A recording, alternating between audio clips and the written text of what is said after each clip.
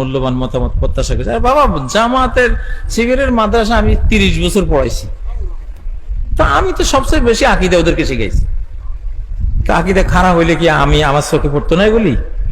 দিগন্তে বসে, আলহামদুলিল্লাহ এই দেশে আকীদা খারাপ এটা বলার কোনো সুযোগ নাই, এটা বলার কোনো সুযোগ নাই। কিছু মাসলায় ওই যে একতলাপ একটু থাকেই, এটা আকীদের মাসলা না, এটা হলো সিয়াসিয়াত ইজতিহাদিয়াত, রাজনীতি হলো ইজতিহাদের বিষয়। আমি ইজতিহাদ করছি, গবেষণা করছি, আমার গবেষণা এটা উত্তর দিকে সমাধান, আপনি গবেষণা করেছেন আপনার গবেষণা দক্ষিণ দিকে সমাধান। আপনি আমাকে বলতে পারবেন না আপনারটা বাতিল। এক মুজতাহিদ আরেক মুজতাহিদের ইজতিহাদকে বাতিল ঘোষণা করতে পারে না। ইমাম আবু হানিফা এটা বলতে পারেন না যে শাফিঈর সব মাসলা বাতিল, এটা বলার অধিকার নাই। ওনারটা ওনার হিসেবে ঠিক আছে, উনি ভুল করলে 1 সওয়াব পাবেন, শুদ্ধ করলে 2 সওয়াব পাবেন। ভুল করলে রসগোল্লা একটা পাবেন, ভুল না করিয়ে শুদ্ধ করলে রসগোল্লা কয়টা? আল্লাহু আকবার। হাকিম বা কোন মুজতাহিদ গবেষণা করে যদি সঠিকটা বের করতে পারে, ডাবল পুরস্কার।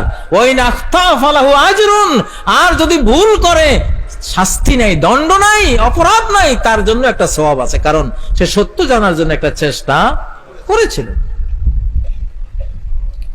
আমাদের জামাতে ইসলাম বলেন, ছাত্র শিবির বলেন, এরা বাংলাদেশে খুব আল্লাহওয়ালা দুইটা দল।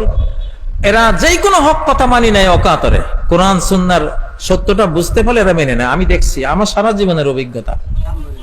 যাই হোক, এখন আর একটা ক্ষেত্রে আমি বলছি, এই দেশে যদি অর্থনৈতিক কোনো অলিয়া উলিয়া থাকে তাহলে হলো এরা ফিনান্সিয়াল আউলিয়া। আমি কাতারে বসে কইছি, এদের দুবাইতে বসে বলছি, হিসাব নিকাশের অলিয়া উলিয়া। আপনি নরসিংদীতে ওই গত কোন নির্বাচনে বিএনপির এক নেতা আমার কিছু ছাত্রকে টাকা দিয়েছিলেন, আন্দোলনের জন্য টাকা দিয়েছিলেন।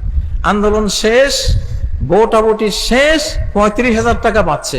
এটা নিয়ে নেতাকে ফেরত দিতে গেছে। নেতা কই, এইটা কোন কিয়ামত? এই টাকা আমার ফেরত পাওয়া যায়? স্যার, আপনার টাকা আমি খাইয়ে মরতাম।